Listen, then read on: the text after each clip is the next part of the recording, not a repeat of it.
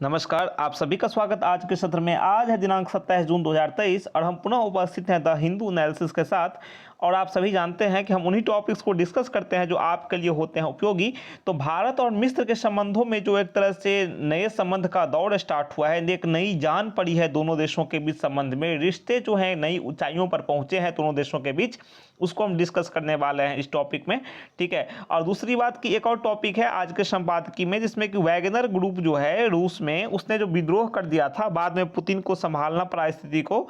ठीक है, तो उसको लेकर भी चर्चा है। लेकिन हमारे लिए जो इंपॉर्टेंट है वो है भारत और मिस्र के बीच संबंध जो है जिस प्रकार से नई ऊंचाई पर पहुंचे हैं भारतीय प्रधानमंत्री के यात्रा के बीच में, उसको लेकर हम चर्चा करेंगे। लेकिन हम अपनी चर्चा को आगे बढ़ाएं, वर्ड बाय वर्ड विश्लेषण स्टार्ट करें, उससे पहले आप क्या करें, नए हैं तो सब्सक्राइब कर लें, पुराने हैं तो लाइक कमेंट करें, ताकि हमें पता चले कि आपको यह सेशन कैसा लग रहा है, और अपने दोस्तों के बीच भी शेयर करें।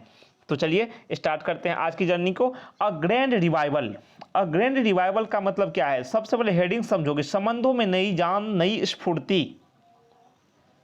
संबंधों में नई स्फूर्ति की बात की गई है, रिवाइवल की बात की गई है, नई जान की बात की गई है। India and Egypt have re-established close ties in recent years. Bharat और इजिप्ट, इजिप्ट को बोलते हैं हिंदी में मिस्र, भारत और मिस्र ने क्या किया है, अपने बीच में है ना जो संबंध है उसकी पुनर्स्थापना की है, संबंधों की हालिया वर्षों में भारत और मिस्र ने अपने संबंधों की पुनर्स्थापना की है, रिश्ते दोबारा स्थापित कर लिए हैं। कैसे किए हैं आगे भी देखते हैं। The decision by India and Egypt to upgrade their tie to a strategic partnership during PM Narendra Modi's meeting with Egypt President Abdel Fattah al-Sisi is a significant move for India's ties with the West Asia North Africa region that is long overdue given their historical ties. समझने वाली बात यहाँ पर ये है आपके लिए कि मिस्र के राष्ट्रपति देखो क्या है, अब्देल फतह अल सीसी हैं। आप सभी को पता होगा, नहीं पता होगा तो देख लो समझ लो। और भारतीय प्रधानमंत्री दोनों के बीच जो मुलाकात हुई उसमें भारत और मिस्र ने अपने संबंधों को आगे बढ़ाते हुए स्ट्रेटेजिक पार्टनरशिप तक ले जाने का फैसला किया, रणनीतिक साझेदारी तक ले जाने का फैसला किया, जो कि बहुत बड़ी बात होती है। ठीक है। और उसको आगे बढ़ाते हुए, उसको एक तरह से आगे बढ़ाते हुए यह पश्चिम एशिया और उत्तर अफ्रीका है ना, पश्चिम एशिया, वेस्ट एशिया और उत्तर अफ्रीका क्षेत्र के साथ भारत के संबंधों के लिए एक महत्वपूर्ण कदम है, एक सिग्निफिकेंट स्टेप है भारत और इसके बीच में। ठीक है, चलो हम नेक्स्ट सेंटेंस देखते हैं। द टू, हम नेक्स्ट स्टाइल लेते हैं। देखो आपको सेशन कैसा लग रहा है हमें जरूर बताना। ठीक है, चलो। Ties sign the friendship treaty 1955 and India support to Egypt including during the Suez Canal crisis 1956। देखो 1956 में ना स्वेज कैनल क्राइसिस हुआ था, स्वेज नहर संकट हुआ था, eventually led to the non alignment movement in 1961 with both as founder members. देखो भारत जो है ना, भारत जो है, दोनों देशों ने, भारत और मिस्र ने 1955 में मैत्री संधि पर हस्ताक्षर किए थे। ठीक है, फ्रेंडशिप ट्रीटी की यहाँ पे बात की गई है, भारत और मिस्र ने हस्ताक्षर किए 1955 में इस पर। और भारत ने, ठीक है, आगे बढ़ाते हुए, ठीक है, मिस्र को भारत ने सपोर्ट किया। 1956 में सुएज नहर संकट के दौरान भी भारत को मिस्र का समर्थन जारी रहा। और 1961 में गुट निरपेक्ष आंदोलन जो था है ना, जो देखा गया गुट निरपेक्ष आंदोलन, उसके जो भागीदार थे, संस्थापक देश थे, वो भारत और मिस्र दोनों थे। तो दोनों देशों ने आगे बढ़ते हुए कई सफलताएं अर्जित की हैं अतीत में भी। ठीक है, they were also instrumental in the G77 grouping and south south cooperation initiatives. ये जो देश हैं, दोनों देश, ठीक है, ये G77 समूह और दक्षिण सहयोग जैसी महत्वपूर्ण कदमों में भी इनकी भूमिका जो है महत्वपूर्ण रही है भारत और मिस्र की। ड्यूरिंग द कोल्ड वॉर, शीत युद्ध के समय की बात है, शीत युद्ध की अवधि के दौरान India and Egypt were united over their desire not to become camp followers of either the US और द सोवियत यूनियन। भारत और मिस्र ना एक तरह से साथ थे, यूनाइटेड थे, है ना, मिले हुए थे, दोनों आपस में एक दूसरे की बागडोर थाम रखी थी, हम दोनों एक हैं। और दोनों ने कहा कि हमारी इच्छा है और हम चाहते हैं कि हम न तो अमेरिका के पाले में जाएंगे न सोवियत यूनियन के पाले में जाएंगे, हमारा अलग दृष्टिकोण होगा, हम तटस्थ रहेंगे, न कि अमेरिका के साथ हम जाएंगे ना ही रूस के साथ जाएंगे। तो इन दोनों ने शीत युद्ध के समय में, जब पूरी दुनिया दो भागों में बटी हुई थी, एक भाग थी अमेरिका के पक्ष में, दूसरी भाग थी सोवियत रूस के पक्ष में, भारत और मिस्र ने किसी का भी पक्ष नहीं लिया, ये दोनों देश तटस्थ रहे। तो इन दोनों देशों की मजबूती जो है, संबंधों की जो मजबूती है, उसी दौर में देखने को मिलती है, वहीं से स्टार्ट होती है। मोर रिसेंटली, वर्तमान में देखो, their positions on Ukraine war, है ना, यूक्रेन वॉर की बात की जा रही है। यूक्रेन लड़ाई पता है ना, जो रूस ने यूक्रेन पर हमला किया हुआ है, और यूक्रेन को एक तरह से पश्चिमी देशों का सपोर्ट भी मिल रहा है, और रूस और यूक्रेन लड़ रहे हैं आपस में, ठीक है। तो यूक्रेन वॉर पर जो दोनों देशों की स्थिति है, भारत और मिस्र की, हैव बीन एक्सट्रीमली सिमिलर, एक ही तरह के हैं, ठीक है। Refusing to criticise Russia's actions but not condoning, देखो इन्होंने रूस के एक्शन को एक तरह से क्रिटिसाइज भी नहीं किया, भारत और मिस्र ने। हम नेक्स्ट स्लाइड बीच में ले लेते हैं। Either and calling for a diplomatic resolution, बात यहाँ पर ये हो रही है कि भारत मिस्र जो है ना, इन्होंने एक तरह से कहा कि रूसी कार्रवाई की आलोचना नहीं की इन्होंने, ठीक है, क्रिटिसाइज नहीं किया, लेकिन इसको इग्नोर भी नहीं किया, और कहा कि डिप्लोमेटिक सॉल्यूशन होगा, डिप्लोमेटिक रिजोल्यूशन की आवश्यकता है, कूटनीतिक समाधान किया जाए, उसका आह्वान किया, उसका कॉल किया भारत और मिस्र ने। तो दोनों देशों ने तटस्थतावादी रुख को बनाए रखा। देखो यूक्रेन की भी गलती है, यूक्रेन ने जिस प्रकार से रूस को धमकाया, या फिर यूक्रेन की तरफ से भी तो उकसावे वाली कार्रवाई हुई, ठीक है। रूस को डर था कि यूक्रेन नाटो में शामिल हो जाएगा, और नाटो और रूस की कभी बनती नहीं है, ठीक है, बनेगी भी नहीं, क्योंकि नाटो का गठन ही इसीलिए हुआ है रूस का विरोध करने के लिए। तो अब बीच में फंस गया यूक्रेन, ठीक है, पश्चिमी देशों और रूस के बीच में।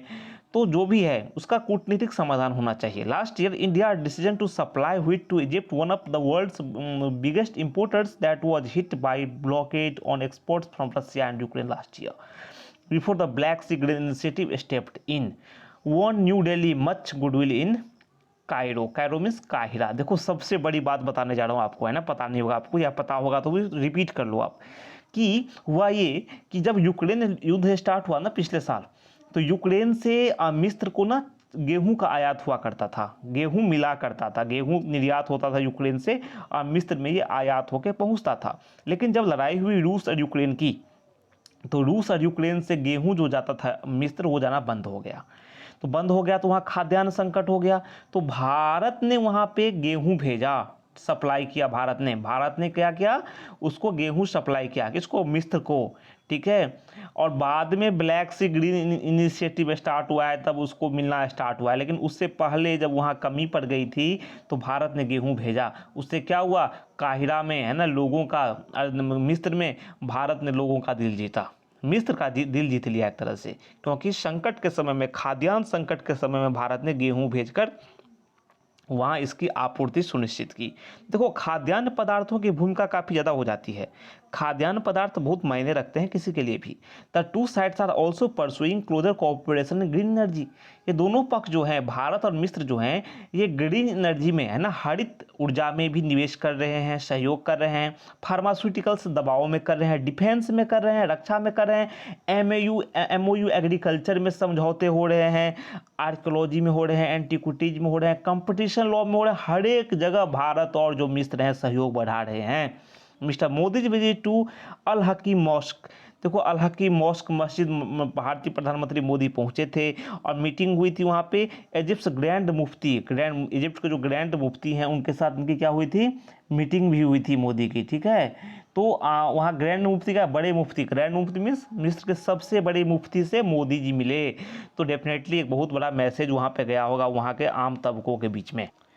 वहाँ जाकर मुफ्ती से मिलना एक तरह से हो गया कि भारत वहाँ सांस्कृतिक तौर पे भी जुड़ रहा है वहाँ पर, ठीक है। भारतीय प्रधानमंत्री ने जो वहाँ पे उनसे मुलाकात की तो सांस्कृतिक रूप से जुड़ने को भी दर्शाता है। An attempt to dispel misgivings about his government's policy toward the Muslim world, ये भी बता रहा है कि जो भारतीय प्रधानमंत्री यानी कि वर्तमान में जो बीजेपी की सरकार है, NDA की सरकार है देश में, इस पर जो आरोप लगते हैं मुस्लिम को लेकर के कि सही से गवर्नेंस, मतलब कुछ आरोप लगते हैं कि मुस्लिमों के प्रति शासन सही नहीं है, तो भाई भारतीय प्रधानमंत्री मुफ्ती से मिलने गए तो एक पॉजिटिव मैसेज गया कि मुस्लिम दुनिया को लेकर भारत की जो पॉलिसी है, सरकार की पॉलिसी जो है बहुत ही उदार है, हम सभी का स्वागत करते हैं, सभी को गले लगाते हैं, है ना। हमारी जो यहाँ की सरकार की नीतियाँ जो हैं वो मुस्लिमों के प्रति मतलब दुर्भावनापूर्ण नहीं है। ऐसी आशंकाओं को, है ना, कुछ जो गलत धारणाएं हैं उसको दूर करने की कोशिश की भारतीय प्रधानमंत्री ने। बिल्कुल सही कदम है ये, ठीक है। President L-CC who was India Republic day chief guest this year. देखो एल-सीसी जो थे ना, है ना, वहाँ के राष्ट्रपति, वो इस साल भारत के जो गणतंत्र दिवस के मुख्य अतिथि थे। Conferred Egypt's highest state honour the order of the Nile on mister Modi's. देखो उन्होंने भारतीय प्रधानमंत्री मोदी को ना मिस्र का सबसे बड़ा सम्मान जो होता है ना वो दिया, ऑर्डर ऑफ द नाइल, ठीक है।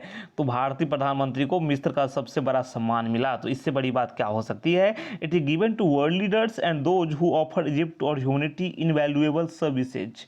ये जो सम्मान है ना, इस ये वैश्विक नेताओं को मिलता है, और उसे मिलता है जो इजिप्ट को, मिस्र को या मानवता को अमूल्य सेवाएं प्रदान करते हैं, उन्हें ये सम्मान मिलता है। तो भारतीय प्रधानमंत्री को यह सम्मान मिलने का गौरव प्राप्त हुआ, बहुत बड़ी बात है। The two leaders will meet again at Egypt in just special invited to the G20 summit in Delhi in सितंबर। देखो इन दोनों नेताओं की मुलाकात दिल्ली में होने वाली है सितंबर में। क्यों होने वाली है? क्योंकि G20 बैठक जो दिल्ली में होगी, ठीक है, सितंबर में, उसमें विशेष आमंत्रित में शामिल है मिस्र। मिस्र को विशेष आमंत्रितों में शामिल किया गया है, उसे आमंत्रण दिया गया है G20 सम्मेलन में। तो यहाँ भी भारतीय प्रधानमंत्री और उनकी मुलाकात होनी है। The leaders appear to have spent much time focusing on multilateral issues.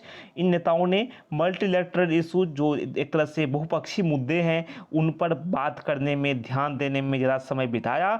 India close ties in Egypt neighbourhood. अगर भारत की बात करें मजबूत संबंधों की, कहाँ पर? इजिप्ट के पड़ोस में, है ना, मिस्र के ऊपर पड़ोस में, है ना, नेबरहुड मीन्स पड़ोस में, ठीक है। मिस्र के पड़ोस में कहाँ? इजराइल में और सऊदी अरबिया में। Food and energy security constraints and building more cooperation with the global south including the African union. यहाँ बात की जा रही है कि देखो दोनों नेताओं ने बहुपक्षीय मुद्दों पर बात की, खासकर मिस्र के जो आस पड़ोस हैं, विशेषकर इजराइल की बात की, सऊदी अरब की हमने बात की।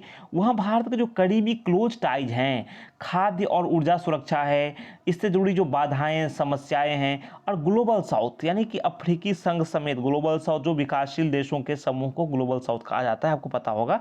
तो ग्लोबल साउथ के साथ ज़्यादा सहयोग बढ़ाने पर जो कंसंट्रेशन है, ध्यान देना है, उसमें काफ़ी वक्त दिया इन दोनों नेताओं ने। तो डेफिनेटली बहुत बड़ी बात है ये। इन मार्च की बात करूं, Egypt join the new development bank. Egypt जो है वो न्यू डेवलपमेंट बैंक में शामिल हुआ, जिसकी स्थापना ब्रिक्स ने की है। आप कहोगे सर ब्रिक्स किसे कहते हैं? तो ब्राज़ील, रसिया, इंडिया, चाइना, साउथ अफ्रीका, ये इसके सदस्य देश हैं। ब्राज़ील, रूस, भारत, चीन और South Africa. Is keen to join this grouping that will deliberate new membership at its summit in Cape Town this August, where Egypt will seek India support। यहाँ बात की जा रही है कि मार्च में मिस्र ब्रिक्स जो है, एक तरह से मिस्र जो है वो ब्रिक्स, ब्राज़ील, रूस, भारत, चीन, दक्षिण अफ्रीका द्वारा जो सेटअप किया हुआ न्यू डेवलपमेंट बैंक है उसमें शामिल हुआ। और जो मिस्र है वह इस समूह में शामिल होने को भी एक तरह से उत्सुक है, वो चाहता है कि वो इस समूह में शामिल हो। और दूसरी बात कि इस अगस्त में, ठीक है, इसी अगस्त में केप टाउन में शिखर सम्मेलन होगा, उसमें नई सदस्यताओं पर विचार किया जाएगा, न्यू मेंबरशिप पर विचार किया जाएगा, किसे किसे न्यू मेंबरशिप देनी है। Bolstered by historical ties and buffeted by present geopolitical turmoil, it is clear that India and Egypt are now essaying a closer relationship, one that looks both at future economies and autonomous foreign policies. यहाँ बात ये की गई है, देखो अगर आप देखो बोल्स्टर्ड व हिस्टोरिकल टाइज, देखो भारत और जो मिस्र हैं ये ऐतिहासिक संबंधों से जुड़े हुए हैं, शक्ति पाया है दोनों देशों के बीच संबंधों ने, ऐतिहासिक संबंधों से जुड़े हैं भारत और मिस्र, ठीक है। अब वर्तमान जो संकट जो विश्व स्तर पर चल रहा है, ठीक है ना, जो भू राजनीतिक उथल पुथल दुनिया में देखने को मिल रहा है, तो भारत और मिस्र जो है ना एक करीबी रिश्ता बनाना चाहते हैं, प्रयास करते हुए दिख रहे हैं, ठीक है, क्लोजर रिलेशनशिप बनाने का प्रयास करते दिख रहे हैं, दोनों देशों के बीच एक मजबूत संबंध बनाने का प्रयास करते दिख रहे हैं। One that looks both at future economies, जिसमें कि एक ऐसा रिश्ता होगा जिसमें कि भविष्य की जो इकोनॉमीज है, अर्थव्यवस्था है, और दूसरी बात की जो फॉरेन ऑटोनोमस फॉरेन पॉलिसी, जो स्वायत्त विदेश नीतियां हैं। आप कहोगे सर स्वायत्त विदेश नीति किसे कहते हैं? तो स्वायत्त विदेश नीति का मतलब होता है ऐसी विदेश नीति जिस पर किसी का नियंत्रण नहीं हो, किसी बाहरी देश का नियंत्रण नहीं हो, अपना नियंत्रण हो। भारत की विदेश नीति ऐसी होनी चाहिए जिसे भारत पूरी तरह से निर्धारित करता हो, ना कि किसी बाहरी देश के दबाव में करता हो। मिस्र की ऐसी विदेश नीति होनी चाहिए जो वो स्वयं निर्धारित करे। तो ऐसी विदेश नीति और भविष्य की अर्थव्यवस्थाओं के प्रति ये दोनों देश समर्पित हैं, उस हिसाब से आगे बढ़ रहे हैं, एक दूसरे को सहयोग कर रहे हैं। अब भारत भी उधर अपना मजबूत पकड़ बनाना चाह रहा है। भारत के लिए भी अच्छा है, क्योंकि भारत और मिस्र के बीच जो संबंध है ना, वो इतिहास में एक तरह से जड़े हुए हैं, इतिहास से निकले हैं, ये कोई नई बात है नहीं। इसको भारत और मिस्र ने इसको रीएस्टैब्लिश किया है, फिर से नया रूप दिया है। तो आज के टॉपिक में आपने समझा कि भारत और मिस्र के बीच संबंध जो हैं वो किस प्रकार से फल फूल रहे हैं, किस प्रकार की पहलें की जा रही हैं। आशा है कि आपको समझ में आया होगा। आज के टॉपिक में ये महत्वपूर्ण टॉपिक था आपके लिए जो हमने डिस्कस किया है, बाकी उस प्रकार का महत्वपूर्ण नहीं था तो हमने उसको नहीं लिया है। तो आशा है कि आपको इस समझ में आया होगा। हमें आपकी टिप्पणियों का इंतजार रहेगा। अगर आपको कोई डाउट है, कोई संशय है, या आप कोई प्रतिक्रिया अपना देना चाहते हैं तो हमें कमेंट बॉक्स में अवश्य अवगत कराएं। आपकी टिप्पणियों की प्रतीक्षा रहेगी। तो कल मिलते हैं नए टॉपिक में, नए सेशन के साथ, नई जानकारियों के साथ। तब तक के लिए आज्ञा दीजिए और कहिए नमस्कार। Thank you.